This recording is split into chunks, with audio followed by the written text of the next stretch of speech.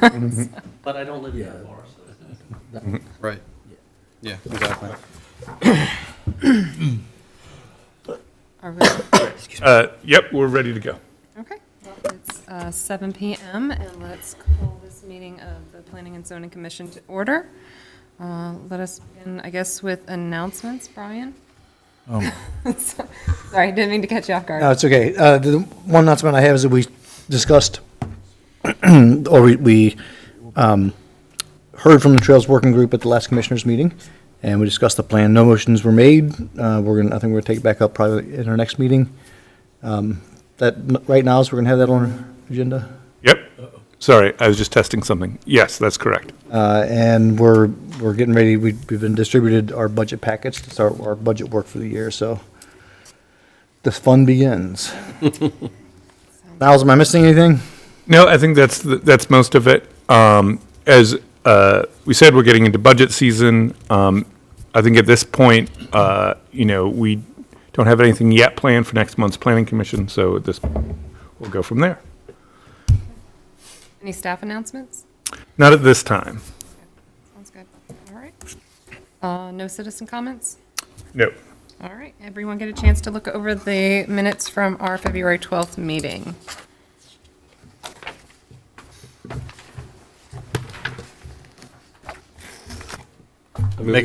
Go ahead. Before we proceed, yeah, wasn't there a second on the vote for the trails? I think you drove him out of the room. I'm sorry, what was that? Somebody ran out the door. And She went to the front door. He went to grab her. My apologies. Nope, that's okay. We saw. I saw.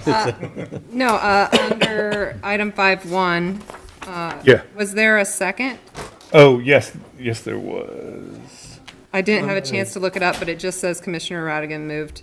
Yep. Planning Commission recommend, but I don't have a second on that. I'll fix that. I think it was me. I believe Jumped it was again. Chuck. I believe it was Chuck, but no. Or was it Kevin? Yeah, I jumped Chuck. Yeah. I think he's right.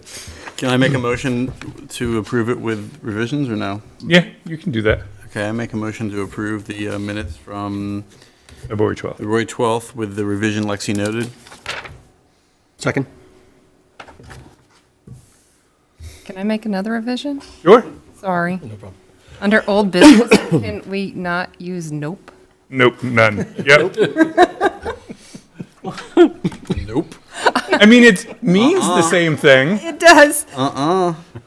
Zero. Okay, yes, Okay. I will change that. I'll stop now. Yeah, There were others, but I'll let them. yeah, I can fix it. Okay, so I make a motion we approve February 12th minutes with those two revisions. Thank you, Martin. Nope. Second.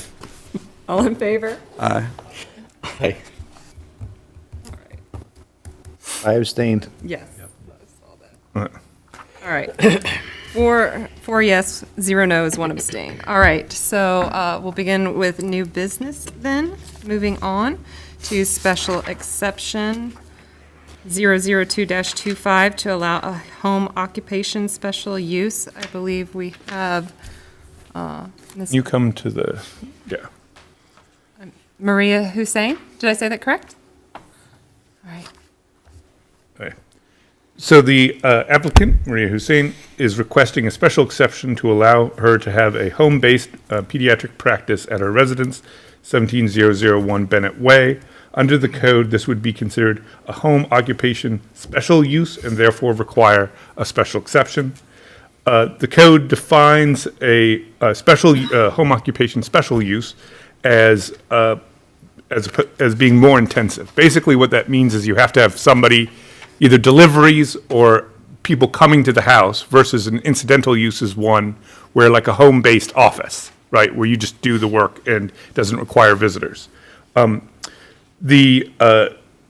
the code basically says is that it may require additional off-street parking, and that there be no more than 2 non-residential employees. And I believe you'd mentioned there'd be 1 employee, non-residential employee of the business.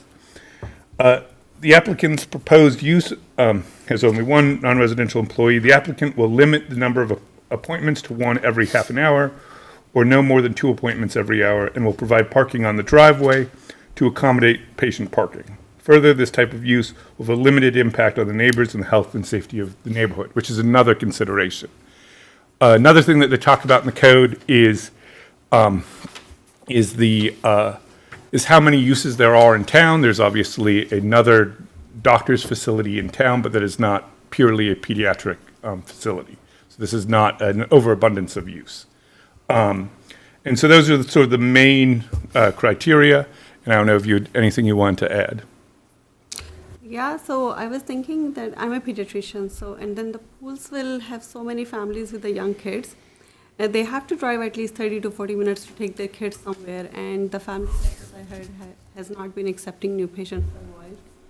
So I thought that why not I provide my services to the town where I live. I tried to get the commercial properties available in the town, but either they are too expensive or they needed a complete haul-over, which requires a lot of time. So I thought that probably what's the best thing to do is to offer it in my basement. I have quite a large basement that can accommodate 3 exam rooms and a pediatrician office and a small area for the lab. I have the plans. So yeah, bringing something good to the community. Hopefully parents will be happy. We have 3 schools and no pediatrician. Do you have a staff recommendation, Niles? So this, from staff's perspective, this use fits with the definition as defined by the code and meets with the provision about the number of employees and the parking being available through the use of their driveway and their garage for their own vehicles and such. Fits the code, and so therefore would be consistent with this use. I have no problem with it. Seems like a good use. I assume that's not a shared driveway, right? It is not a shared driveway. Question. Not a shared Quadruple driveway. I have a garage which accommodates 2 cars, and my driveway easily accommodates 4 cars. And my plan is to make an appointment half hour apart at least, so that I can have only 2 patients at a time. I really plan to spend time with my patients, so it's not going to be overcrowded. 2 to 4 cars can easily fit in my driveway. I think you said it was, it's in your basement, that's where you're going to Yes. plan? And It's a it's a walkout basement? Yes, Okay, it's a walkout basement. great, It will have a completely separate entrance. perfect. Yes. So if we had 2 appointments per hour max, you could potentially have a 3rd car showing up at the same time. Yeah, so my driveway accommodates 4 cars at a time, actually. And they can get in and out without having to, So, yeah, so with the 3rd car, that probably could be a problem, but then we can do it in a way that the first patient who parked first we will put up the sign, the cars number 1, 2, 3, so that the way the patients come in, they park accordingly. okay. Yeah, so that the first patient in can be the first patient out. And my only concern would be any overflow traffic or parking into the streets. If it comes to that point where I'm that busy, I probably would like to move out of my basement. Yeah. And the other thing I just want to mention is that I know when we had young kids, my wife and I would both go to the appointments, but have to go to separate places after. So we would actually show up in 2 vehicles. Say it again. My wife and I would both go to our pediatric appointments with our kids, but we would have to go to separate places afterwards. Of course, this wasn't in Poolesville, obviously. So we would both show up in our own vehicle and go separate ways. Yeah. So each appointment could have 2 vehicles. So the thing is that if you want to, so my patient population, I'm trying to provide services within the Poolesville, right? So within the Poolesville, any driving distance is 5 minutes. If you come to my home or to the clinic with 1 vehicle, it just take 5 minutes to Yeah. pick the other one from your own driveway, probably. And you don't- At this do you- point, I don't have. Do you anticipate only serving Poolesville residents? Or, I mean, you could be, So currently, it will probably be for the Poolesville, Bealsville, Dickerson area, the area which are close by. then you're talking about 10 minutes maybe. And so, I mean, there's still a potential. I'm not saying this is a problem. I just want to talk about things and make sure that we have it fully thought out before we just, Yeah, no, that's why I said that no more than 2 appointments, and the 4th car can fit, and we can mark the driveway as 1, 2, 3, 4, so the first patient in can be first patient out. okay? Yeah. I haven't been able to decipher what the, Oh, yeah, sorry. So the driveway is this part right here. So it basically, Bennett Way is kind of a horseshoe. So Hughes Road and then Bennett, and then the driveway is on the side that enters in on Bennett. And because we have horseshoe parking, not literally on the street. If by chance extra car can park for 15, 20 Yeah. minutes, that's, Yep. I hope my neighbors will be okay. Okay. Thank you. Any other questions? I had a couple of questions. Sure. So do you have intended hours of operation? When would you Yes. begin and when would you end? So weekdays, we are planning to operate from morning to afternoon, probably 7 to 5 or 8 to 5. I haven't decided yet. It depends on how long will the medical assistant will stay with me. So 7 to 5 or 8 to 5 weekdays, and weekend probably few hours based on the stated if we have a pre-made appointments. What about emergency visits? If you're going to serve Poolesville and live in Poolesville and have a doctor's clinic in Poolesville or a doctor's office in Poolesville, you should anticipate that there could be outreach for emergency visits. Have you considered that?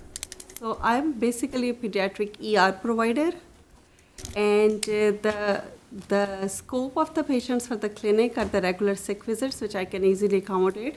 But if they have to have a real emergency, they should go to the ER. So you don't anticipate I- after-hour visits? I don't.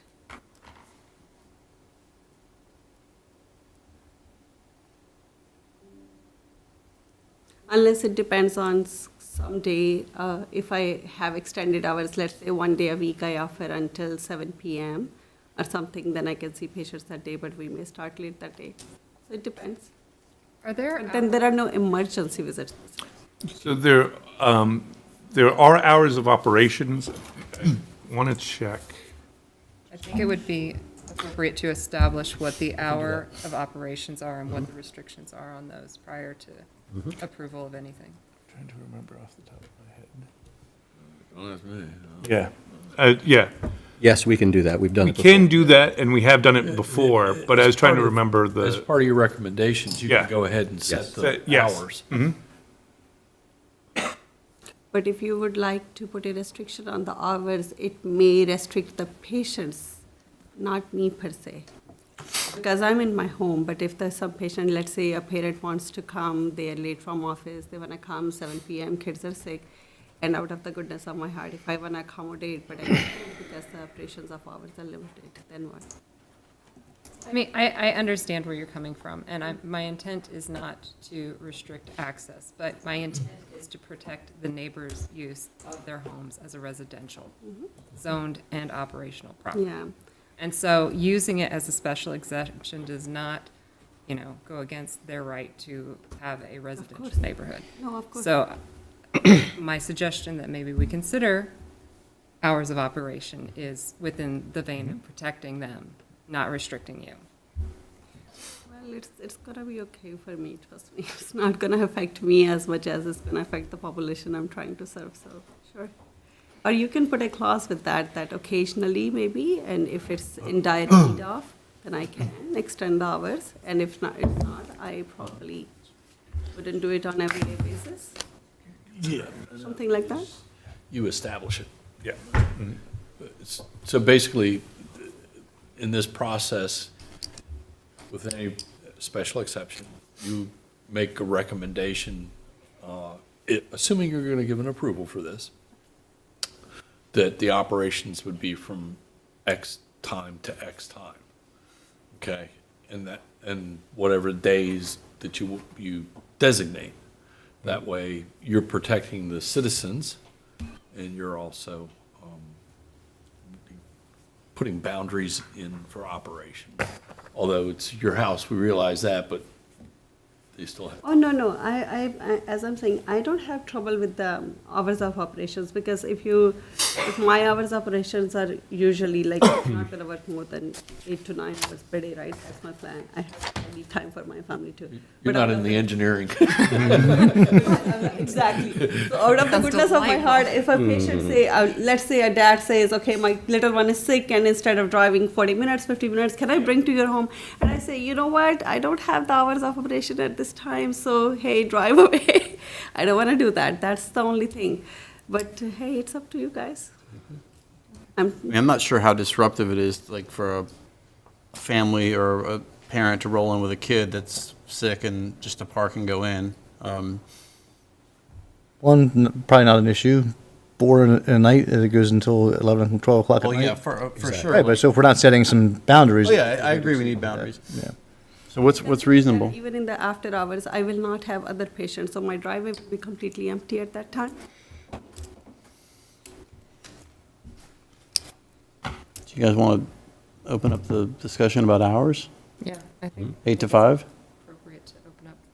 Earlier.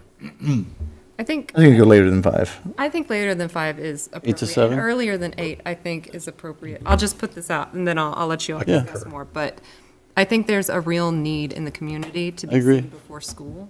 And I think a 7 o'clock appointment, while it's early, is not disruptive Yeah. to neighbors. I agree. Let me also give you the plan B for the business. Maybe that will help you decide something better. So, we have 3 schools here and not a single pediatrician, and the parents who usually are in the town, they are mostly are the working parents who do not work in the town.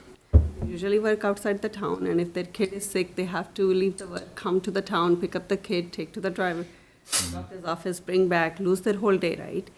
So my plan actually, hopefully, inshallah, will be that I will be able to offer services to the parents based on the membership, that you don't have to come to the town. School can call the pediatrician office, will go pick up the kid, bring them home with us, keep them, treat them until you return.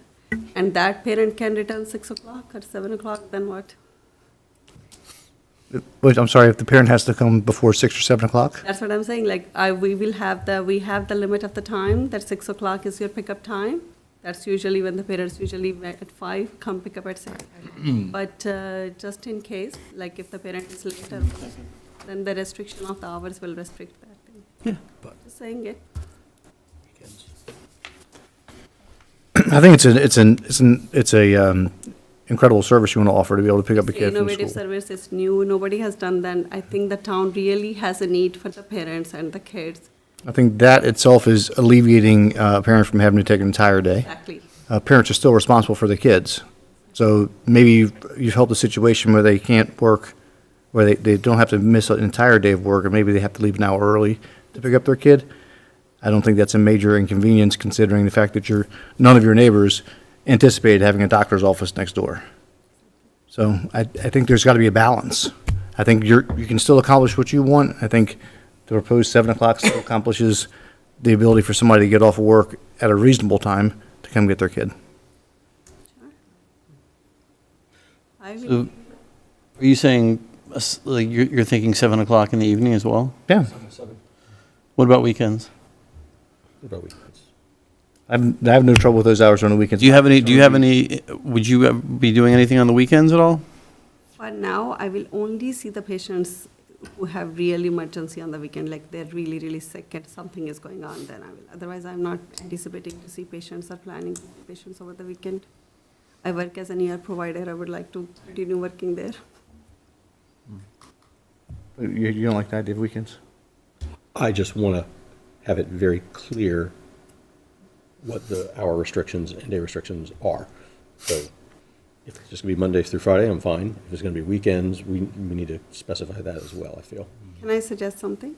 Sure. Maybe few hours on the weekend, if you just leave it open, because that will be good if it comes to it. Let's say 4 hours on Saturday, 5 hours on Saturday, that's pretty much it. But which hours? Yeah. Yeah. Between 7 and 7, I'm fine with that, right? Not Too some- early. 7's too early in the Too weekend. early on a weekend. in a 10 to residential area. 2, What's the, Noise ordinance is 8, 9? yeah, what are they doing The though? noise ordinance is 9 on weekends. She just threw out 10 to 2. That's fine. I'm fine with that. I mean, I would even say 10 to 3. okay. We're just putting guardrails, doesn't mean you have to use them. No, right. And that gives some flexibility. Okay. We have a consensus? Consensus? I think so. So we're making a recommendation to the BZA, right? Correct.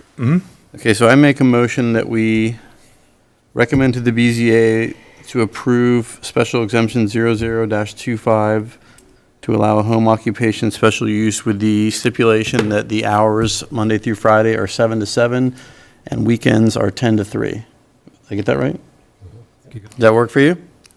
And Guys? that there will be no more than one visit every half hour or no more than two every hour, and parking on the driveway will be provided. Yep. Yes, those things. Yes. I'll second it since you guys did a good first. Teamwork. All right, can we have a vote? All in favor? Aye. Aye. Who wants to be my first patient? My daughter might Few actually. years too late, sorry. So, just so you know, so for the process from here, there's still a hearing, as we talked about before, with the Board of Zoning Appeals. That is going to be scheduled probably for some point in April, probably early April, but after tomorrow, we'll let you know the date and time of that, okay? All right. Thank you for bringing this. Thank you. I wish you all the best. Yes, good luck on your new adventure. All right. Yeah. Our next order of business is the Willard property entrance feature. We have, I'm sorry, I've already forgotten your name. It's Joe Stroyevsky. Very good. And you're from Mid-Atlantic Builders. Yeah, Vice President of Land Development, Mid-Atlantic Builders. Nice to see you. Yes. Welcome. Well, Thank you for having me. I believe you are going to show us some signs. Yeah, do we need to, you want me to stand at the board, or am I looking at something that you got? So, just on the screens, they have, what they have here is what's up here, which is just the same image. Yeah. I put the images up. I'm just going to quickly go about the requirements and then just say that. So the applicant, Mid-Atlantic Builders, proposes 3 options for the entrance feature of the development, which is known as Ferry Crossing. As sort of noted, it's a little bit hard to see, but this is going to be off Fisher, and it's where DeWalt, which is going to be at the entrance near where the current driveway is to the Willard house. It's in that general vicinity. Correct. Under the sign code, the entrance feature is considered a permanent identification sign and must be approved by the Planning Commission. Furthermore, the code stipulates that the sign must not exceed 24 square feet in area. Previously, the Planning Commission has determined that the size restriction is based on the size of the sign itself. So in other words, it's that 24 square feet does not include the entire structure, thing that holds supporting it, yeah. structure. Yeah, it's just the sign. Sure. So in all 3 versions, the main hanging sign is 4.89 square feet, with concept B adding a pin-mounted neighborhood sign name, which I'll show you here, which is the ferry crossing on that part. And I did an estimate. I didn't see exactly the size of that, but I I did think it. it's well below the. Yeah, it's well below it, and so I said the whole approximate sign is about 5 square feet. Concept C includes a 2.2 square foot sign underneath, so, which is the ferry crossing on the bottom. All 3 concepts are under the 24 square feet as required by code, and the applicant did not show any illumination for the sign. There's a light on top, but the sign itself is not Can illuminated. you back up to the top one, Sure. please? So, and so that's the only other thing, because on entrance signs, you're not allowed illumination. So since it's not on there, it complies with the code. I like 1 and 2 personally.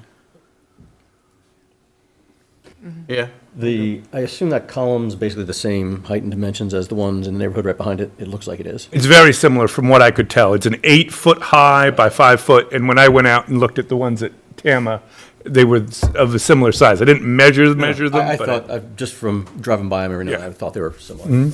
So this is just one Similarity's good. entrance? this is just at the one Yeah, entrance. we're only choosing to put an entrance feature at the one entrance off of Fisher Avenue.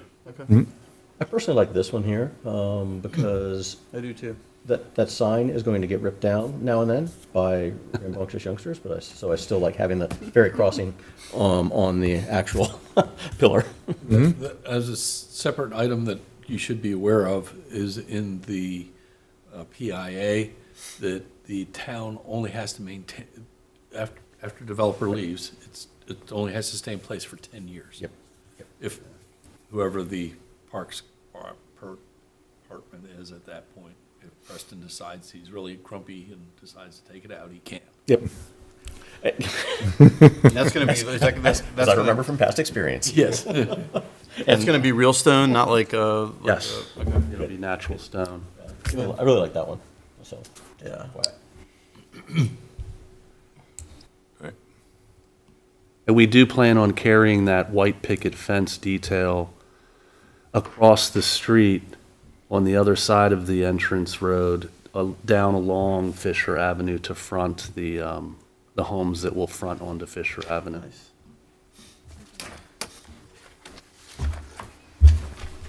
And if there's damage to that white picket fence, that's like the homeowners.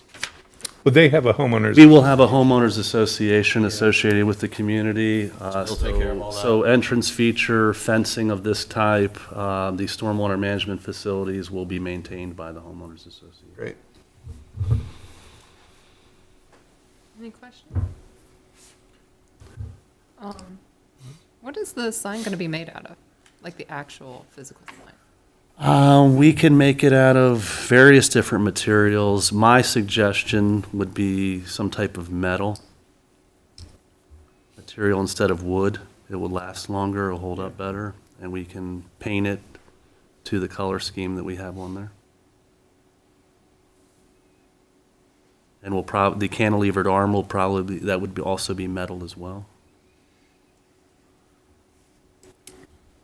And if we went with elevation, the B concept, the ferry crossing, Lettering would be metal as well. We would pin that. So the lettering would probably stand out from the wall and it would be pinned in.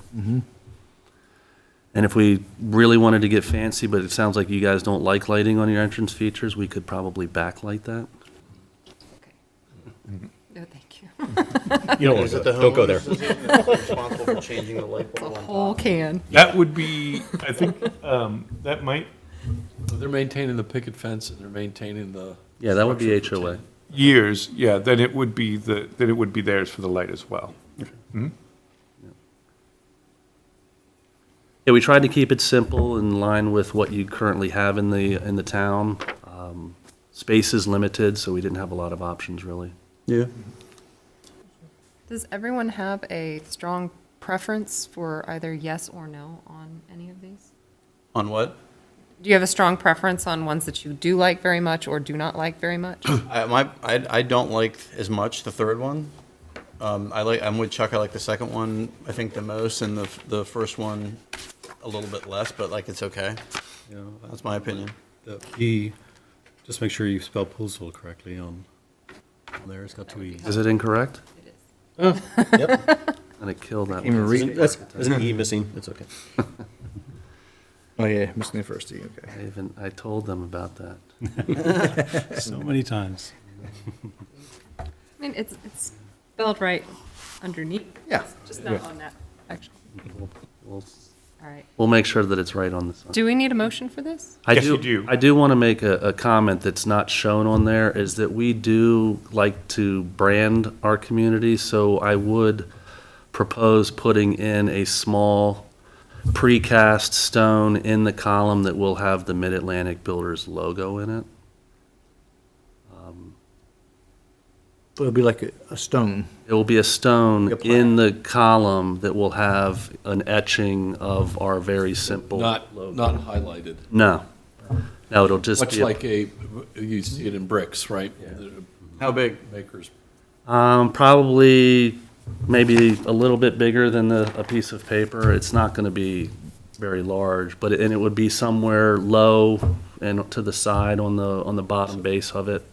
Logo, not the wording. No wording, just the logo. Well, I no offense, but I'd like to We can. prove a specific size so that, it doesn't end up like growing. No. I can show you other entrance features that we have done with this same. Can we approve it with a? Well, if you guys want to say, a specific size that you'll allow it to be, maybe that's the way that we can do it tonight, and then just I match mean, that. we don't have dimensions on this feature, really, so it's kind of hard to say, is this? There's dimensions on Okay, there. I There's didn't see, dimensions sorry. there, Yeah, yeah. the base is 5 feet? Yeah, it's 5 wide, feet and it's 8 foot 8 high foot tall. on that. And how wide is it just above the base? You're probably looking at about 4 feet wide. I think there's a measurement at the very top. Yeah, Just Yep, 3 foot under 9. 4 feet Okay. at the top. And with the branding, the logo that you're proposing, would that be on the bottom part of it? Yes. Okay. Bottom corner, Right down. it's just. down it's just- here, Can you It's just show us what Yeah. you're talking about? I'm sorry, that's- there's multiple sections to this, I'm having a hard time. Probably put it somewhere down here. Oh, in that area.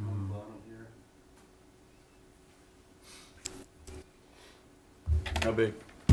He By 20. said not much bigger than a piece of paper, so we could say 12 by 12. Yeah, it's, I can submit something to you, but let's say it's 24 by 8, 24 by 8. 2 feet by 8 inches tall, or, it's not, It's low, I don't have a problem with it, it's low, and if it's not highlighted, right, it was just kind of. 15? I mean, we take pride in our communities. We want people to know that Mid-Atlantic built. Right.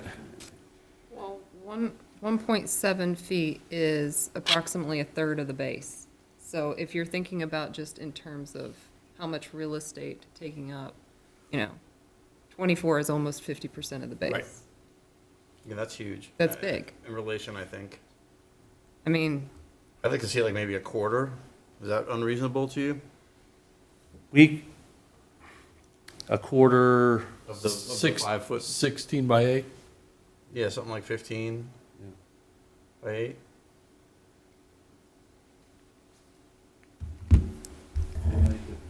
yeah. You're talking me down, I thought 24 was okay. I think that thirds are nice aesthetically. And so if I'm thinking about this in terms of what will look good, 1/3 of the width, regardless of where you place it, will be aesthetically pleasing. 20 inches is a third, if I got that math right. Yeah, so, No more than a we third, can work with that. Yeah.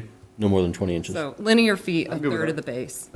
And how tall did we say? Well, I would say probably in the neighborhood of 8 to 10 inches tall is probably what we're looking at. Which is, Again, again it's- about a third of the height of the base, so. And you might tear it down in 10 years anyway. So we're saying 20 by 10? No more than. No more than 20 by 10? Okay. And are we all in agreement on number 2 or B or? That's my vote. I have a strong preference in my notes, strong What- preference for 2. Okay. Sounds like 2. Sounds like 2 is Strong. the, Strong consensus. Kevin, where are you at? Yes. I really like the continuity with the other ones in the neighborhood. So we need a motion for this? Correct. Motion? I make a motion, we approve the proposed Let's, sign number 2. yeah, let's call it 2. B, And with the stipulation that the branded logo is no more than 20 inches wide and 10 inches tall. And located on the base. Did I miss any? Yeah, and located on the base and the bottom, one of the bottom corners. Did I miss anything? Is there anything we need to? Number 2, just, why don't you just say just the sign Entrance feature. as, B. concept The B. entrance feature that has ferry crossing on the Yep. stone and the hanging blue Yeah. sign that says FC on it. As Just depicted in the- as presented for that part, just so that it's the same size. and- Elevation B, yeah. Yep, yeah, that's what he said, so. With the same, with the schematics that were presented. All right, perfect. Can I get a second? I'll second. Can't repeat it, but I'll second it. All in favor? Aye. I've heard worse. It's a 10-minute motion. Did you vote? I said aye, yes. Okay. Sorry. Sorry, I didn't hear you. It was between my giggles. Thank you. All right, now we're going Thank to you talk about so the- much Yes, for we bringing are. those in. So we'll talk about Lot 1 for a bit here. All right, so I sent around an email on Monday, and I've included with the material you have what was sent by Mid-Atlantic Builders regarding Lot 1.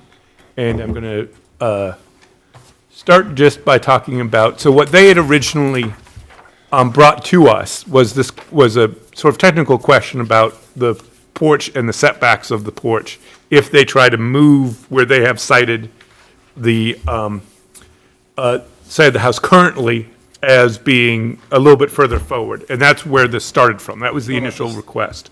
Correct. Yep, that's lot one, is the lower one of the two on that page. This is our proposed model home. Yeah. Correct. And so what we ended up having a discussion about internally, and so thus we had to bring it to the planning commission, was about the orientation of the house itself. So the original intent when the village overlay was conceived of, my understanding is, I wasn't here at the time, but my understanding is that the houses on Fisher the preference would be to face Fisher, Absolutely. and that was the intent. That was the With, intent. with one exception being lot 11, which is at the other end, and I'll show this in a bit, because there was also a preference to have homes face Wayland Commons to utilize Wayland Commons, okay? So basically, we're talking about the lots that are more or less completely on Fisher. Obviously, this house orientates onto DeWalt on the side. So that was the main issue that we wanted to bring up to you guys to see your feedback on that orientation. There were other technical issues that came up with this lot that I talked briefly with Joe about and that John brought to my attention, related to impervious surface and where the driveway is supposed to connect to the house for lot one, that we're going to have a conversation with the builder about. So there's some specifics for this lot as well that need to be discussed. So before I get into my personal opinion, do you have a staff recommendation on what you guys are thinking? So the conversation that Wade and I had was about just that intent to have it on Fisher. Now, John and I had a discussion about ways that the builder could accommodate that potentially, such as having an entrance, a side entrance, kind of like the small house that's there now has two entrances on the two sides. But that trying to make at least this Fisher side more in alignment with the other houses along this way. And so that was the discussion we had, but we wanted to get your feedback from there. Well, my feedback is I feel strongly that that house should face Fisher. I mean, that's how the overlay zone was written. Good planning typically has like homes facing the street. I think it'll look awkward if it's not facing Fisher. That's how I feel. And I'll add that this is the first house you're going to see as you leave the Cultural Arts District and move down, coming in from the Barnesville side. So it is important, I think, that this house be right. And it's also going to be right next to this feature, correct? That's going to be. It'll be across the street. Street. Now, I don't know if you can see on the plan there, but there is a wraparound porch that will give you a feel that it is fronting onto Fisher, even though the front door may not be. Yeah, I saw that. On It says optional, but it's going to happen. Well, it's the model, so we're going to build it. Yeah.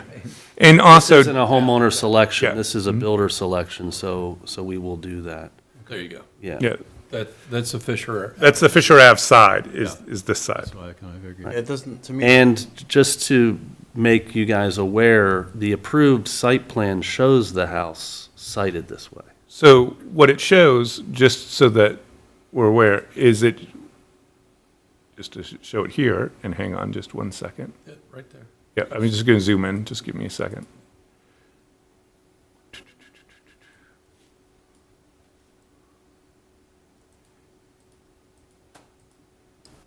And, okay. So what was shown here, and you can kind of see it here, is sort of the porch there with the bump out on that side, which would be a bay window in this original. Well, that sighting there shows the partial wraparound with the house fronting onto DeWalt Way. Yeah. Now, what we've done to accommodate ourselves is we eliminated the driveway off of DeWalt, and we're going to do a rear load entry into a two-car garage that will come off the private alley that we've extended between lots 3 and 4. Which, So you'll have this house will have, the model home will have a two-car garage that will be oriented so that when you come off the alleyway, it'll be kind of a side load into the garage. But the configuration of the house doesn't change other than we've added a garage on the back. We feel that that's an important feature. We've trying to get as much garage homes out here as possible.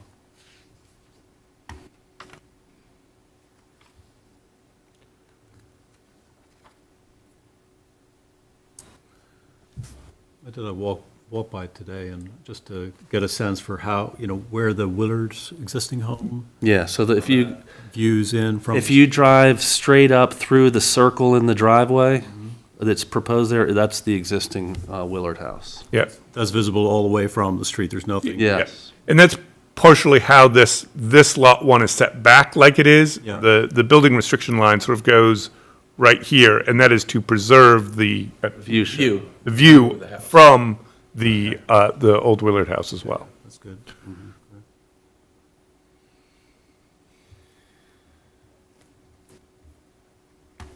And I think, and I'm making an assumption here because I wasn't part of the original design and layout of the community, but my thought process or my assumption would be that the engineer designed this lot as is to kind of mirror and give you the bookend effect of the lot on the other side that's at Fife and Fisher. Yeah, so this is what I was talking about before with lot 11. Yeah, so this lot, lot 11, also has a wraparound that faces Fife. Very similar, it's going to give you that bookend feel on both sides of the community there.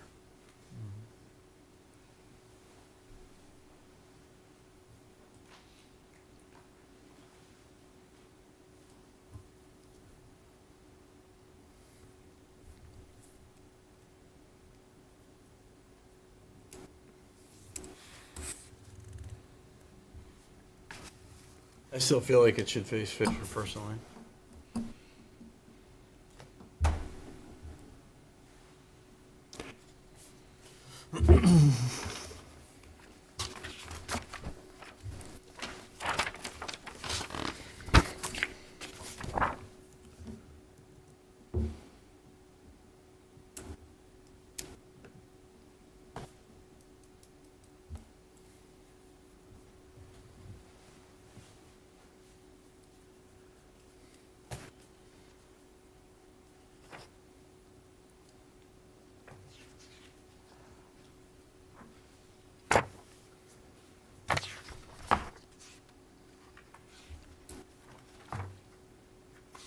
This was sort of an unexpected thing that came in.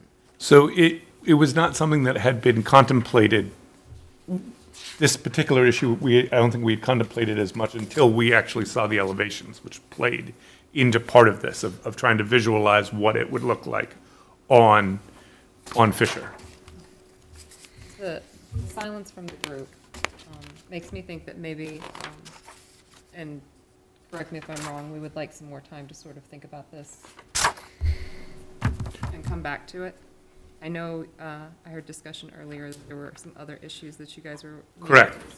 So one of them is, one of the related things, as he brought up, was this change in the driveway and the extension of the alleyway has impacts on things like impervious surface and such. And Right. so those have to be worked out anyways. And sure, I hate to say this, Joe, it increases the impervious surface, and you know what Montgomery County, I don't know what they're gonna do. I don't know. The original easements in there were for water and sewer. Sewer and storm drainage. So a decision on this might be moot, based on, Well, I can't say one way or another, that's not my call, and, the inspector might come out and say everything's cool. I don't know. Yeah. I don't know what Montgomery County's response is. Well, we're going to have to go through the Montgomery County process for a building permit anyway. Yeah. Right? We get a town of Poolesville permit first, take that to Montgomery Yeah. County, so we will get comments. Yeah, but what your comments are gonna be are not related to the site plan. Yours is gonna be in regard to the, because They review everything. They don't review they don't review the pavement section. If impervious is an issue, they will review it. Right, but they wouldn't know that because I don't think that they're gonna know that the existing final site plan that's Well- approved shows where the existing paving is. Because Do we know that we've increased the impervious? We don't, and that's No. partially Do we- why we do need we to have need to do the that math? conversation. Yeah, we need to Okay, do the all right, we need to And it- do the math on Yeah, that. that's part of why I brought up these That's other fine, things as we well. can do that math. Yeah, Yeah. so I think have that's- a feeling it's pretty close to an offset based on what I see, but we can do the math on that. Yeah, but that's part of the conversation, I think. Okay. And then just, again, talking about the easements there, we've had discussions about easements on other properties, about where those lines actually are, so that will also have to be discussed. Well, I know Tim has been working on the replatting with the new easements. Correct, yeah. So he this- has taken that into account with the new layout. Yeah, so we'll have to look at that with this change as well, and that's just the comment to say. But, because of that conversation taking place, we can also then, have a discussion about that stuff and then bring that back with whatever comments or things you want us to bring to them as well on this. Thoughts on tabling this until next month? Ooh, Yeah, It's a big one, right? Because, that's another month until. yeah, that's our model. I'll say this, we did, Martin's 100% right about the overlay zone. And the intent of our use was to have as much frontage facing Fisher Avenue as possible. But we did talk about these lots, and they're both facing parks. I think we decided that the fact that they were facing the parks was more important, or the access on Lot 1 towards that, towards the John Poole House and that area, made sense. And traffic is not really coming right at these houses. It's, going sideways, so you're still seeing the front as you pass it coming in. But my heart still says it should face Fisher Avenue. Yeah, I don't remember that. You might be right, but I don't remember that conversation or that thinking personally. But yeah, my heart says it should face Fisher. I mean, I know when I drive over in what is it, Hunter's Run, that's across from the pool. Like No. Stony Springs. Stony Springs, Yeah, sorry. There are places where like you drive by and you see the side of the house, and like it always jumps out at me. Like even though I'm not facing it, like that looks weird. It looks awkward. I will say, when I first saw this, my gut reaction was, we've had many, many conversations about these homes, the townhomes should face the street. Like, that has been a conversation across multiple developments. Even on the ones that we talked about outside of town, they should face the street. That being said, I do recognize that having Lot 11 and Lot 1 being the same on each end with the wraparound porches that front Fisher also could make sense, in that there's some symmetry there, right? So, Yeah, but symmetry for what? Like, that symmetry would look natural if you stood back like, 100 yards or something like that. But like, that's not gonna. right, if you stood at the post office, or Right. if you Or stood at. be even further back probably to get that perspective. I don't think anyone's gonna see like that perspective. Like it's gonna be people driving by, and it looks awkward to have the side of a home. And like I appreciate that the porch wraps around. It looks a little better, but it's still, to me, when we saw the drawing up there. Well, we didn't offer the wraparound. We're building what we believe was approved. We're not deviating from the orientation one bit here. All we're doing is removing a driveway and moving it to the rear and adding a garage. But the orientation of the house, as approved, is what we're proposing to build out. So we're working with what we've been given here. Sure. I think the issue Yeah.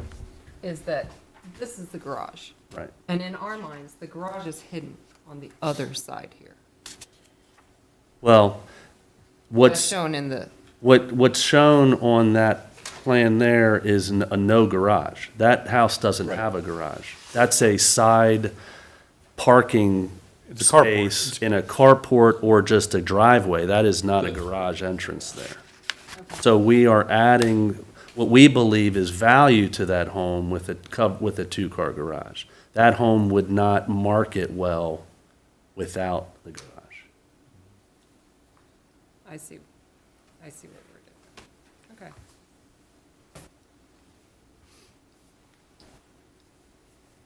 This, just from my observations of our team in-house working on this, it's been a very difficult process because the lots are unusually shaped, they're not uniform, and we've had to come up with a handful of floor plans and architecture designs with and without garages, with one-car garage as opposed to two-car garage, and it's made it difficult. So we've tried to accommodate the vision that you guys foresee this community looking at, and I believe we will make that vision happen. It's going to be a beautiful community when it's all said and done, and we are very excited about the community. I think that you guys will also be excited when we're done out here.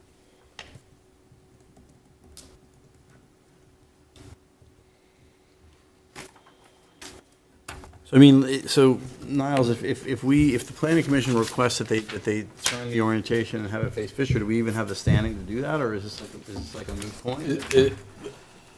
The best you have right, is to turn the house, that's why the wraparound porches are there. And as I recall, that's why the wraparound porches was to give it that sense that it was contiguous porch living kind of thing where somebody could sit out on their porch and watch the world go by. Right. Okay, to shift, because on their plan, if you look at it deeply, you can see that there is a rear building restriction line in Lot 1. And- Yeah. And that's right Right there. here. That's the rear. So the frontage is towards the wall. Yeah. How is he not entering that area with the garage? So the garage would, but, so in the village overlay, We can put a garage in that area, but we can't. so put a house. in the village overlay, I'm going to read this directly from the code because I thought this would come up. Good question.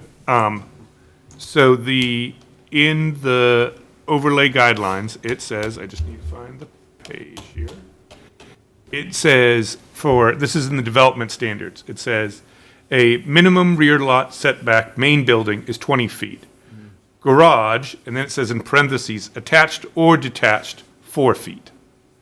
Now, in this case, with that property, one of the other things that we're going to have to look at is the distance from that to that stormwater feature, That's correct. which is the other thing that's one of the other technical things, but that's a question of. There's a couple of technical things in there. we didn't- Right, exactly. But I'm trying to go somewhere. yeah, sorry. So, Lead on. this doesn't have a garage on it, No. right? So it's not totally true that you're building the same thing that's on No, there. that's what I said. I said, we are building the same orientation as far as facing. So to get that garage in there, it really extends, if you want to go to the side elevation, Oh, yes. it really extends the amount of siding unprotected from a porch. Yes. So extend the porch further down. Funny you say that, I was kind of thinking something similar. Hang on. That's not my call. I would have to bring back that Yeah. to our. That would be, we're getting on this, not facing the road yet, Martin. Is but- that Yeah. bump out there? That's it is shown on the plan as a exit from the basement. Yeah, that would not be on that model. Yeah. That will not exist. And that detail probably won't exist on any houses out there. But you said it might not, probably wouldn't be on the model though, right? That, you're talking about the egress window down Yeah, there it's in the the- That's, basement? no, I was That- curious what that was, yeah. That's a detail that the architecture is showing that does not exist in this community. I don't think we can accommodate that egress in any of our, They have an egress So on, I was thinking the exact same thing you are then. do we? Yeah, there is something on It's there. a good compromise. Yeah. But you guys never answered my question about, like, do we even have the standing to ask them to move the orientation? not based upon, I mean, the rear is where they're showing the Where rear, there should- Yeah. and the front is where they're showing the front. So that's what. What's the point of having this conversation if it's already, Part of it is to make you aware of it and just to have a discussion so that when it gets built, that's what potentially we'll see. And part of it is to have discussions like looking at this, at the porch. There's a couple and potentially technical things extending that it. have to be worked out too, in that what is shown on the plan as far as the entrance, the driveway entrance, and we move entrances, not orientation necessarily, but from right to left, we do that a lot. But the entrance now for the garage that's going to be built, if it was built, they would have to come in down the alleyway that wasn't originally depicted. Right, Okay? going And that far down. It's shown currently as a stormwater easement area and also a sewer easement. And there may be,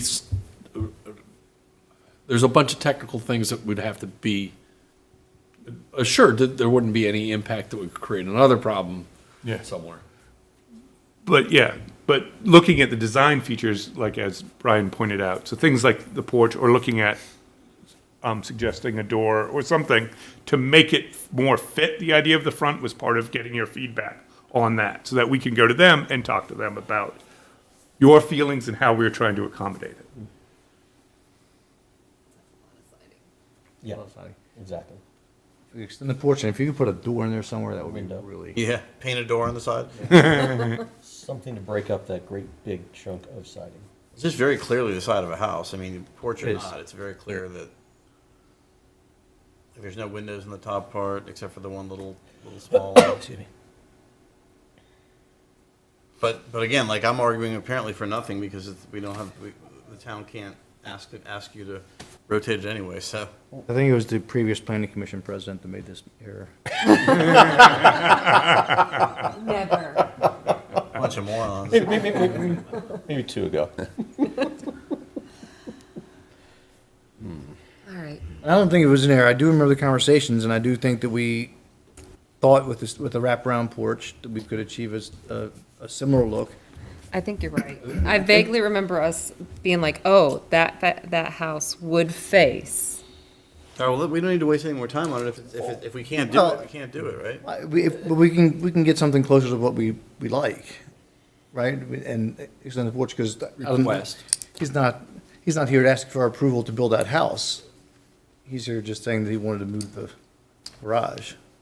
And redo where that drive comes. But Right. yes, so those type of things. If you're gonna do that, that adds side, we have reasonable stands here. It's adding more siding facing Fisher Avenue.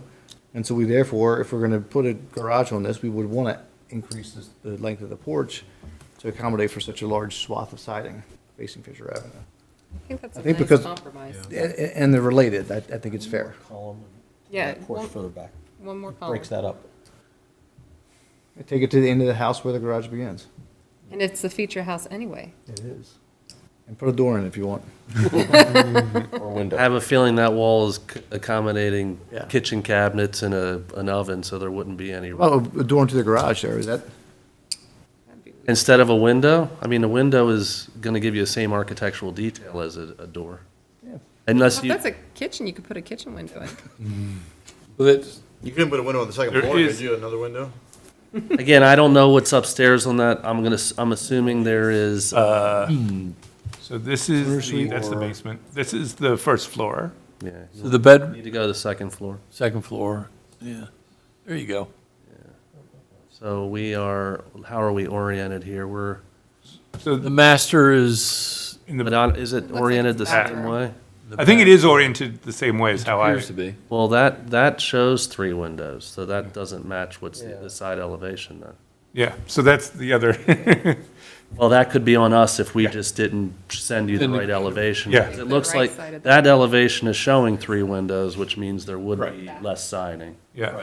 So, Yeah. all right, well, That's the only window back. we were going to have a conversation Yes. tomorrow. Yeah, let's We'll just- work through the just call. technical issues with you, with impervious, with the Mm-hmm. easements and locations with regards to the Maybe stormwater management easements. And then we can discuss that side. Making sure the elevation Yep. matches the actual floor So do you feel like you have a good sense of what we'd like to see if Yes. possible? Yep. And We that's may what- have already provided it. Yeah. That elevation you're looking at may be missing a window that should be there. Yeah. While we have you here, can I ask you, do you have any just rough guesstimate at when that model home will be built?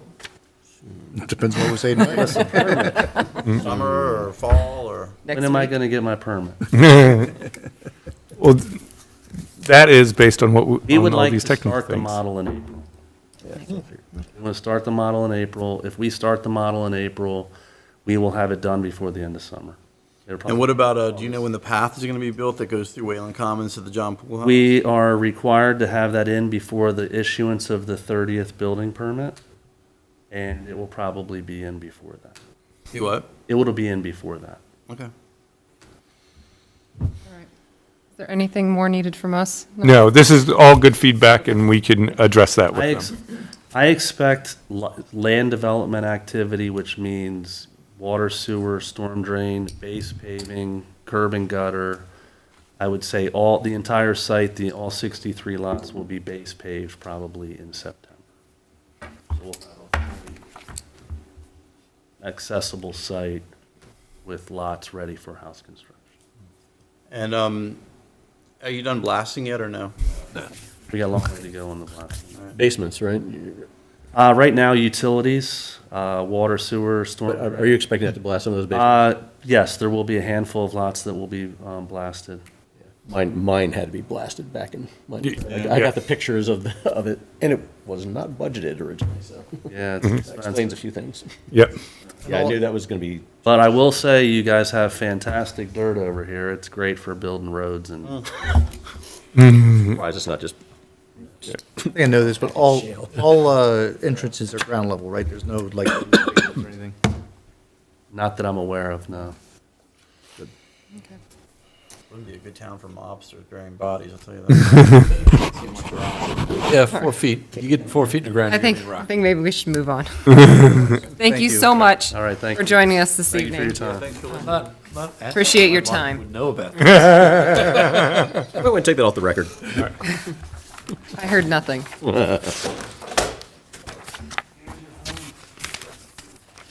Oh. Yep. Okay, and then Thank you. on to old business. Recommendations on special exception 001-25 to amend special exception 002-14 to allow for the raising of livestock. And the Colemans are here. Yeah. Hi, welcome Join us, back. please.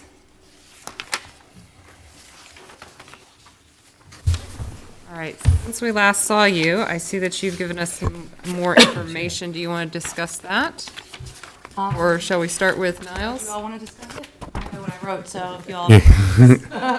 So, yeah, I can just briefly go over a couple of things here. One, they have supplied the nutrient management plan and added, and we sent some specifications for the nutrient management plan, such as the nutrient management plan should specify where the waste collection bin will be located, and then hopefully towards the southern boundary, away from the creek furthest from well 9. We discussed that.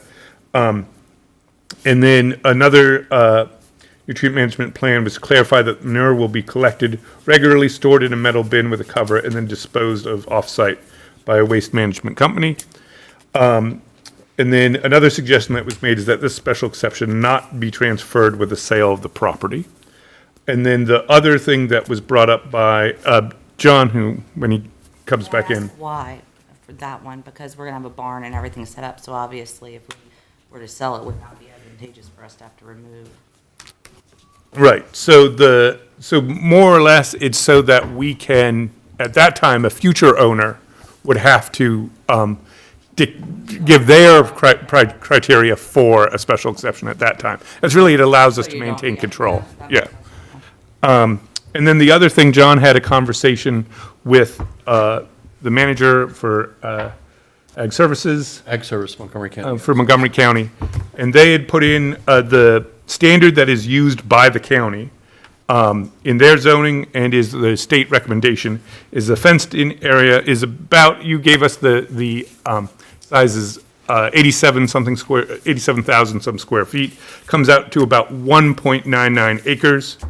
So based on the county standard, which is one animal unit, which is 1,000 pounds per acre, the recommendation from the staff hydrologist was that there be limited to one adult beef cow and a calf. And that was based on that one per 1,000 pounds.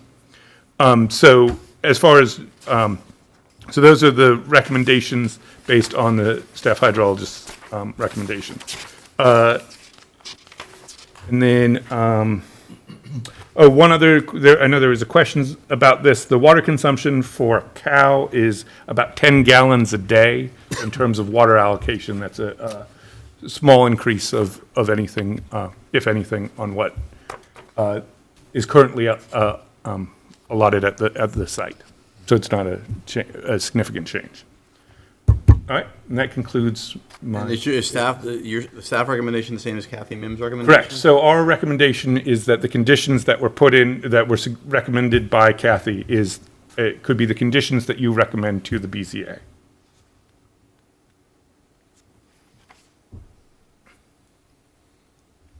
No, you said, when, you said, mentioned one beef with one calf. So I assume that's two total, including a longhorn. So a longhorn is totally different than a steer you're raising for meat, right? Different. Yeah. So is that including the longhorn, which is the pet, and one beef cow with a? No, or No. two So this is, so 2 animal units is 2,000 pounds of animals. However, that Yeah. shakes out, which is roughly assumed to be one beef cow and a calf. Okay.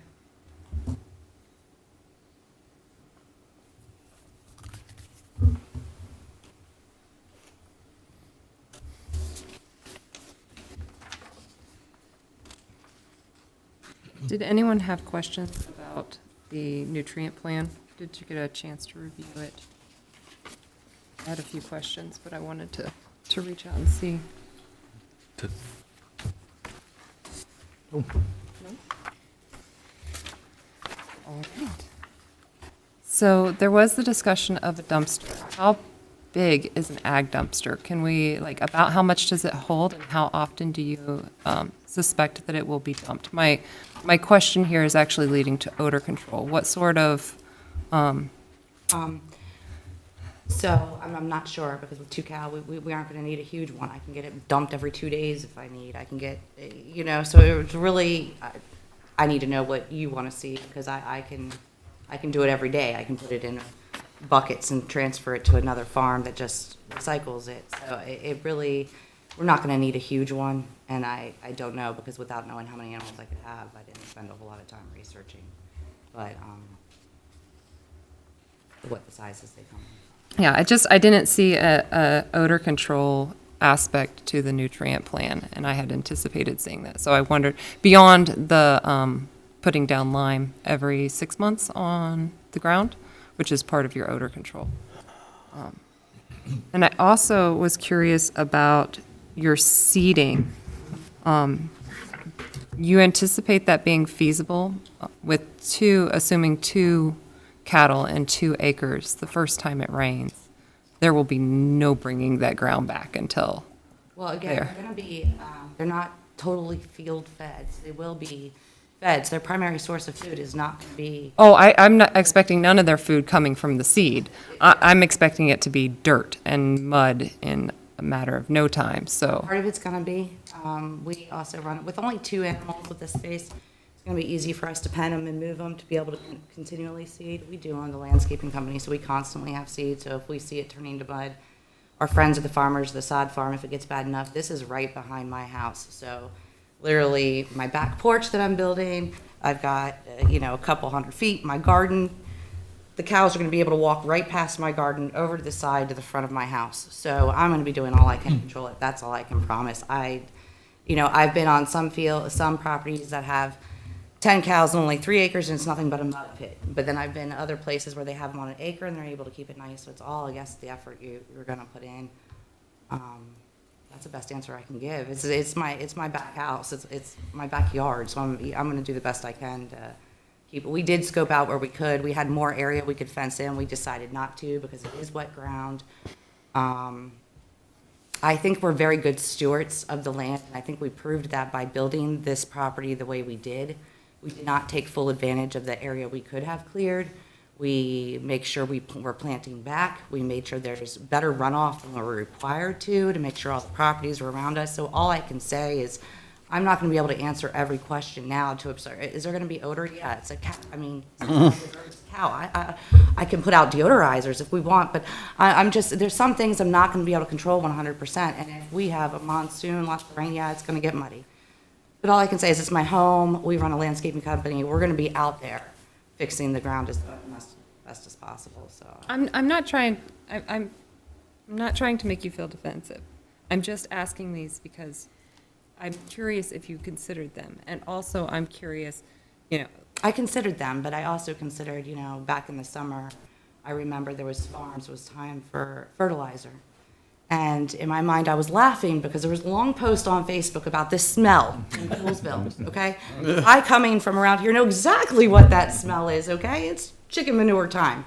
But I had a really fun time looking at all the comments.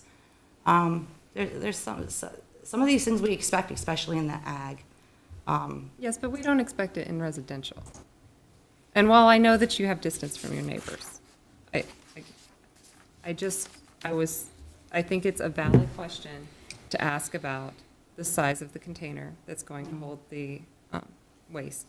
And also, if it is a significant size, which, it very well could be. I mean, I wouldn't want to have it dumped every 2 days or even, every other week. I mean, well, So I already what sort of have trash plans- companies coming through my yard weekly because we run a commercial service. We don't even use the town trash service. We have our own dumpsters. So it could be as often as weekly because I think the same service offers it to me. We also have containers brought in to dispose of trash and stuff that we remove from properties. So having containers and moving them on our property is not something that we don't do. That would be a problem. I wouldn't want a 6-yard container on my property that she's gonna have to climb into and dump crap. So, it's gonna have to be a pretty, I would say 2 yards is more, 2 to 4 yards is more than sufficient to hold for the amount I can have. And all of those dumpster companies are pretty good at calling if you say, hey, I need an emergency dump. They're there, so. I don't think you're going to have an emergency dump need. I'm just curious as what you thought your cycle would look like. And if, odor management was part of that, as in dumping frequently, or if you were going to treat as, No, I plan on putting no extra chemical on the ground than I need to. Okay.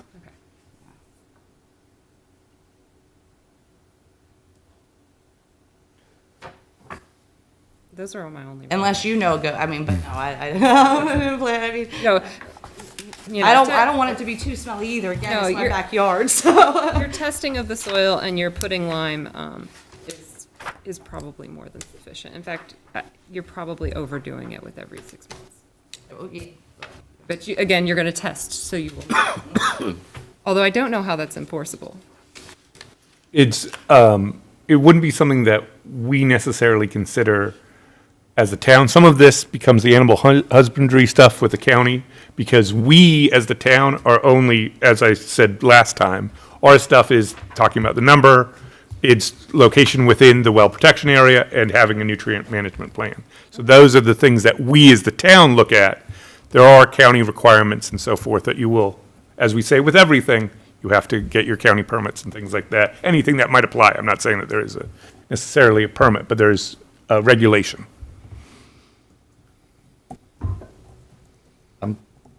I mean, with the soil samples, I mean, I do soil samples for all of our customers that we treat, and we actually do it more than what's required because we are inspected every year. And if, the town says, hey, I need your soil sample, I can shoot you an email with the soil sample. So it doesn't have to be worried about being enforced if that's, a concern. I think my concerns have been addressed. Does anyone else have any concerns or thoughts? What was the concern? My concerns with odor. Yeah. And that the seeding may not go as planned. But also, it's not my backyard. Yeah,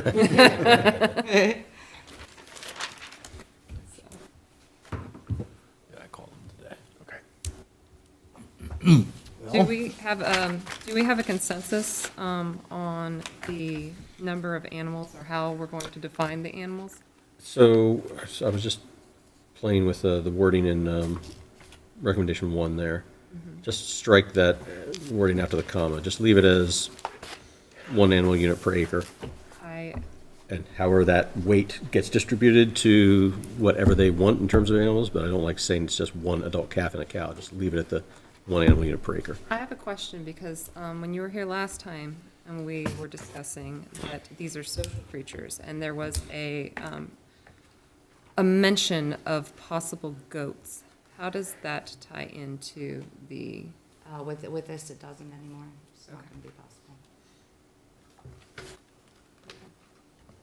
I guess 2 animal units on 2 acres is however that is. That is what it is. That is what it is. And that is a little more flexible than, Yeah, it gives some flexibility. I mean, I could take out my pool and go more further in my front yard and gain more space if I really wanted to, but I really, we were really trying to set what would be, so we could still have what we wanted and not take up the whole, and we have plenty more ground we could, if it came in the future that we found 2 wasn't. yeah. But, right now. I mean, I don't want to, But I think this makes sense. It's not an arbitrary number. It is a standard.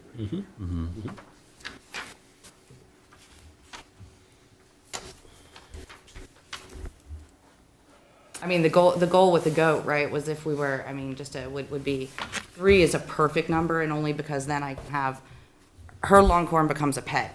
That one lives for 20-some years, hopefully, if it remains healthy, or maybe not. Maybe I shouldn't have knocked on that one. But, okay, so that one's a standard. The problem with that one is it needs a friend of some sort. Or you can start running into other issues. Hopefully, the friend is mostly her, but we all know how that goes. In this case, our purpose was to be able to raise 1 for our food, right? Because if we're going to be feeding 1 animal, might as well be feeding the one we're going to eat too. But I don't know how that's going to work once the longhorn gets bigger. I know the first year it would be fine, but then I don't know second year what those dynamics are. So that's just something I'm just going to have to learn with. And, just like any other animals, you may have one that's fine with that. You may have one that doesn't like that. So we'll figure it out as we go, I guess, is my plan at this point, which isn't a very great plan, but sometimes it's the only plan we have. So Sometimes that's the best plan. No, And we had planned on this happening very quickly this year. I think I've ixnayed that idea because we've just got too much going on. So we've got a little more time to work on this now than before. And plus, my husband commandeered the barn, so.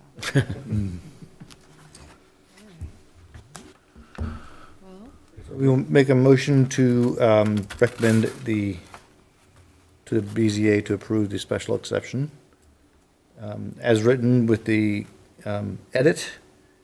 Yep. Striking the, Got my edit? Yep. on point number 1. That keeps them within Kathy Mims. Yes. Yeah. It's her recommendations. Yep. We're recommending. Okay, I'll second Brian's motion. Is it Brian's motion sufficient? Yep. Second. All right. All in favor? Aye. Excuse me. Passes 5-0. Thank you so much for coming out. It's good to see you again, Jeff. You're very quiet this time, but Tired. nice to see We're you. in season, so. Watching her sleep over That's my there. bedtime. So along. So next step is BZA. EZA, and tomorrow I'll send you, or Maggie will probably send you the date of the hearing. We think we have it locked down, but it will be at the beginning of April. Okay. Okay, and both of the special exceptions that were tonight will be on the same hearing. You will go first, and then she will go. Are those usually on Wednesday nights too? No, it's a different, it depends on the, BZA meets in an ad hoc way, so it depends on their availability. So it's unlike them, it's not standard. So if you have an issue, if you have dates in April that do not work, email them to me now, and so that we can adjust the hearing date. All right, yeah, I just think there's an issue with the pack. It was here, it's in there. That I'm wrong. Yes. But yeah, just email me, and then we can talk in the morning. Tell me what you Yep. want, and I'll tell Yeah, you. yeah, exactly. We'll just work it out. Thank you. And Once we get them come by and Yeah, I would love to see them. hopefully it'll be on a non-windy day. Have a good night. All right, so this brings us then to our last item on our agenda. Use it? It's online. Yes. It's an email. We're gonna give it, 3 or 4. we're gonna start this, we're gonna give it, That's technically the last item. oh. Second to last item on our agenda. Okay, so. Actionable item on our agenda, sorry. I will rephrase. Cultural oop. Arts District rendering and parking requirements. Yeah, so what I'm going to do first is go down here, and then I have to zoom out because these are all different sizes. Okay, so this is the rendering that John put together of kind of a concept of sort of what we're thinking about in terms of streetscape. This is on West Willard looking towards downtown. So Right it's by the high school, right? If you're standing at the intersection. right before the high school. The high school is right behind us. Right there. Standing at Wooten. I like standing at Wooten Avenue. Yeah, Yeah, exactly, yeah. exactly. Wooten and West Willard. West Willard looking towards there. The basic idea is, John, as I put in the notes about it, is just, we put 10-foot sidewalks here. We have a little bit of a buffer there, and that's gonna be that stamped concrete. It's a 5 foot on the left side, 3 foot on the other side, buffer, just as a reference. Planters, that, one side has a curb, the other side does not have a curb. The left side has the curb, the right side does not. And it's to get a feel of what you would like to see. It's just the concept. Yeah, The roadway itself is 20 feet wide, which is narrow. How narrow? But that reduces the traffic speed Right. considerably. yeah. But it does allow ag equipment to go down there. Buses passing, no problem. No, it should be okay. There's plenty of roads around here that are 20 feet wide. Yeah, it's a standard, it's one of the standards widths in town. So just curious, so that's a curb on the left, That's correct. but not on the right? What's the rationale for no curb on the right? It's just a different, like I said, the right side has only a 3 foot brick area. It gives you a different sense of what you want to see. Yeah. We can put curb on the. No, I other was just side. curious if there was a specific rationale. No, it's just a sampling. Extra parking.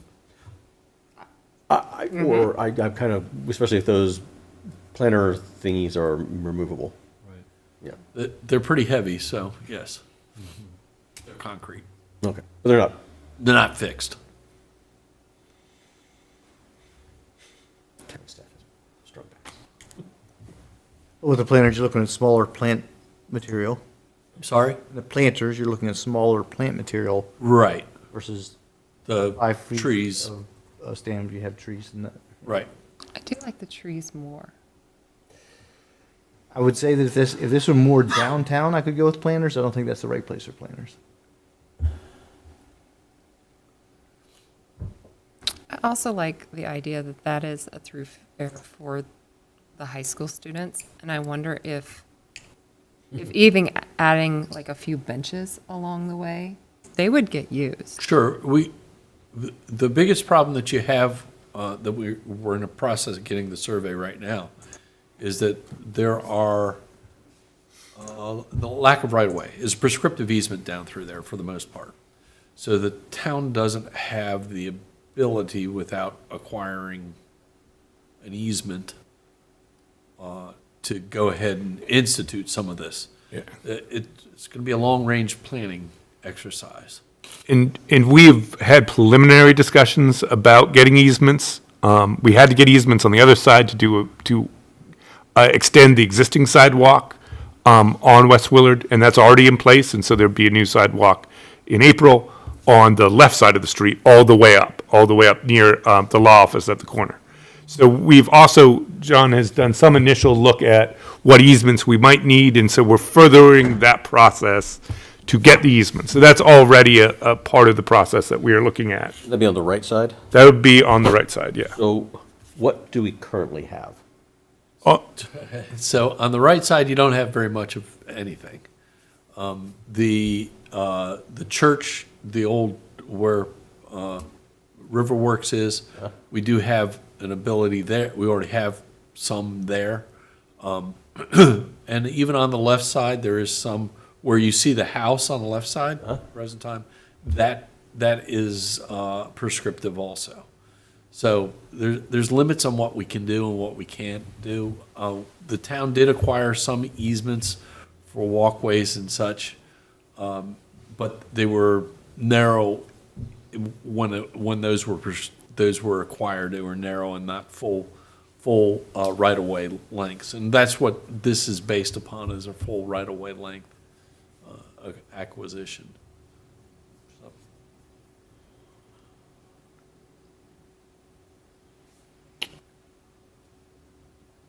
Now, the other thing that we toyed around with was, besides this, but also coming in and putting up facades to give you a different sense of what it would look like if you actually built it out, so that you had, I don't know, 2 or 3 story buildings that are abutting that 10-foot sidewalk area.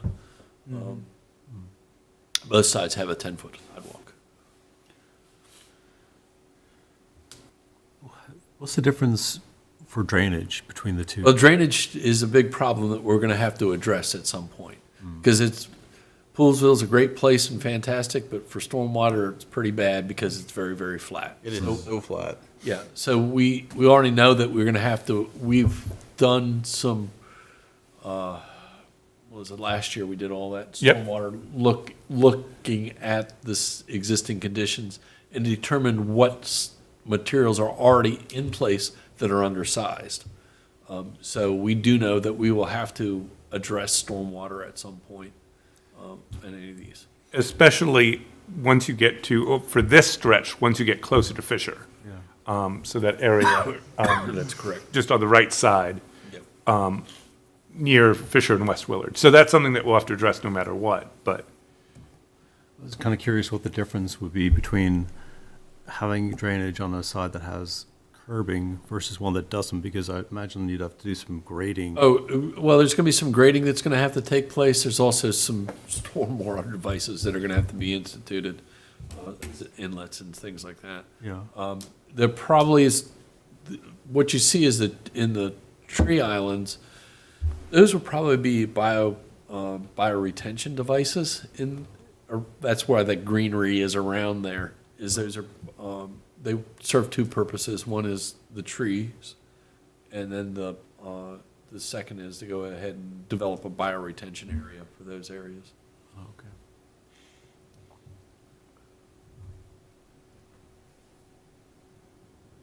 And then, now the brick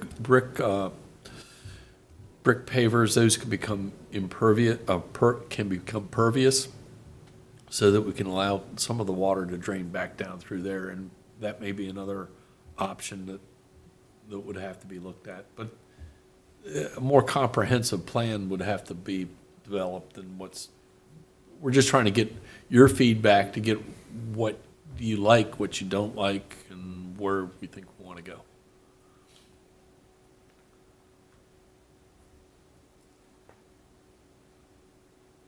I think with the stamped concrete, I kind of like the no curb. You like it with the curb? Okay. No curb and trees is my, So a blend. a blend. An option that Not isn't left or there. right, but Yeah, blending the two together. All right. especially, well, yeah, probably. I was gonna say with the narrow roadway, no curb kind of helps, but it really doesn't if you have trees. So, There's still some give there. One thing that we'll have to look at is the selection of trees, because with the narrow roadways, we know that we're going to have agricultural equipment coming down those roadways. vertical trees and not Yeah. huge canopies. Which, Would you set them opposite and put the stamped concrete on the backside? On the backside, you could, And then you could have a better canopy? you possibly could, yes. And have- But that would set your buildings further back. And what we originally talked about was bringing those Yeah. buildings. Those up forward. Yeah, making them closer. It would also mean that you'd have to pass through the trees in order to, yeah.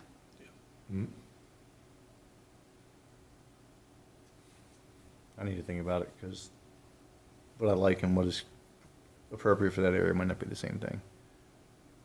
Because if we wanted to bring something closer to the road, would be hiding them with trees, right? And the concept would be to have those facades be what you see. Who did this mock-up? One of the guys in my office. I don't know how you guys feel about it, but would it be possible to get like, more options to look at, just like more ideas? Like, Sure, sort of yeah. like, You- hey, that, like. We just kind of cast this one out Yeah. first to get the juices flowing. I mean, would that help you guys? Am I the only one? No, I'm struggling. But I mean, No, it's not a lot. It's not, a lot. I mean, there's a what I'm lot. saying, would seeing a visual of other options help? A blend of trees and planters. Planters? Yeah. And what you were talking about, propose a building up closer to the sidewalk too. Yeah. Yeah. And it's nice to see that. we can also, I think it is probably worth it to see the different facades, and Yeah. and maybe a few different angles too. Agreed. Okay. I'd love to see a view from standing over there with a 3-story building where the old gym is. Oh, I'm sorry. You're thinking I of was looking anytime- down. I would love to see a view from standing over here, looking that way, with a 3-story building over where the old gym is. Where like K2 is? Yeah. K2. Yeah. Okay. Still a gym in it? There's a gym next to it now. There's a little gym next to K2. Aren't they still attached in one building, or are they separate? Yeah. No, yeah, they're attached. Yeah, the old Oh, gym. sorry. I thought you were saying that there was previously a gym there, and that's what I, The one prior to the main one in town, or the main 2 now in town, or 3 in town. Yeah. The original one that we The had. original gym. yep. Yeah.